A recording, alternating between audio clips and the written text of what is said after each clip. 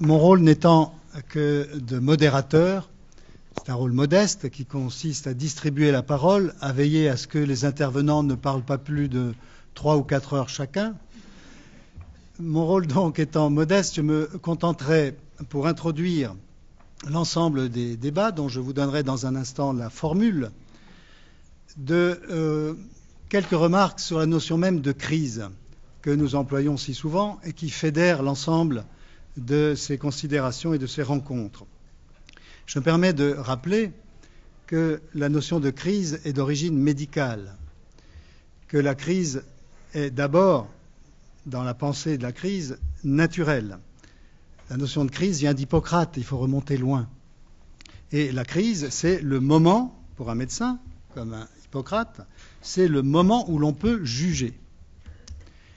Et de ce domaine médical et naturel, la crise est passée, comme nous le voyons bien ce soir, par toutes sortes d'intermédiaires, au domaine proprement culturel. La notion de crise de la culture est donc une notion particulièrement intéressante, puisque l'accent est mis sur le moment où l'on peut juger, et nous sommes dans un moment où l'on peut juger. Une autre caractéristique de la crise, de toute crise, est premièrement qu'elle affecte les fondements. La crise est fondamentale, elle interroge les fondements, et d'autre part, on ne pense jamais les crises que pour sortir des crises, comme l'a rappelé à l'instant Christophe Prochasson. C'est un moment très paradoxal que celui de la crise, puisque lorsqu'on est en crise, et la modernité est en crise depuis pas mal de temps, c'est peut-être un synonyme de modernité d'ailleurs que la crise, lorsqu'on est en crise, on n'est pas ce que l'on était, mais l'on n'est pas encore autre chose. C'est un moment éminemment paradoxal. Et dans le cas de la culture, la crise de la culture se traduit, comme vous le savez tous, comme citoyens, comme nous le savons tous, d'une part par des protestations et des critiques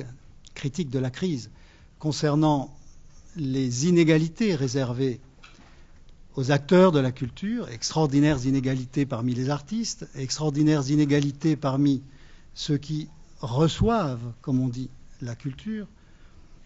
D'autre part, elle se traduit par des lamentations, dans le pire des cas, par des analyses lucides, dans le meilleur, concernant l'inhumanité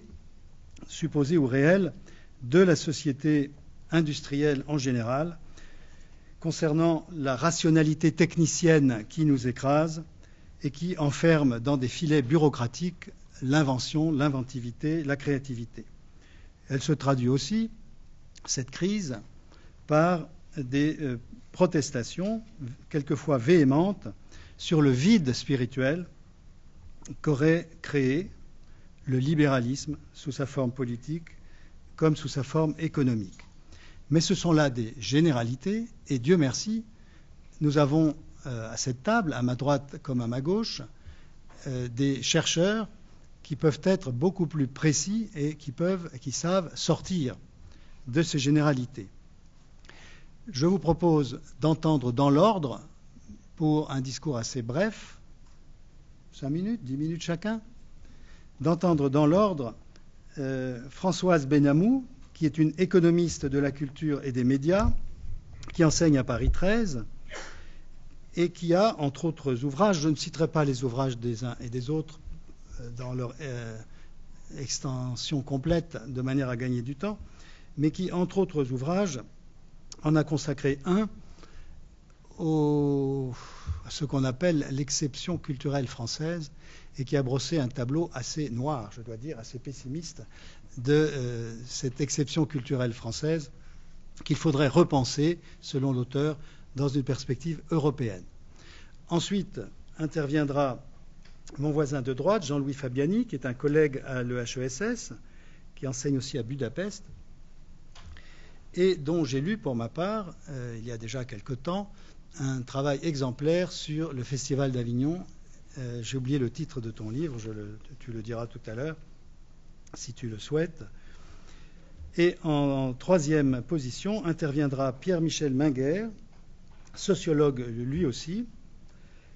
collègue lui aussi à l'école, dont le dernier ouvrage est consacré aux intermittents du spectacle, Sociologie du travail flexible, Mais j'ai lu aussi de lui, comme plusieurs d'entre vous certainement, un ouvrage sur le travail créateur, dont il sera peut-être question aussi tout à l'heure. Alors, commençons, si ce programme vous convient, commençons par Madame Benamou, à qui je souhaiterais demander, d'une part, de brosser à grands traits, forcément, un état présent des lieux, un état de la politique culturelle, et peut-être de revenir, si elle en a le temps et le désir, sur le sort réservé à l'exception culturelle française. Merci pour cette invitation. La crise en matière culturelle, c'est assez frappant de voir qu'elle touche, bien entendu, les milieux culturels, elle les inquiète considérablement, mais on peut dire que la culture résiste, et résiste relativement diablement bien. Malgré, comme vous l'avez dit, les lamentations. Si on regarde par exemple la fréquentation des salles de cinéma, elle n'a jamais été si élevée.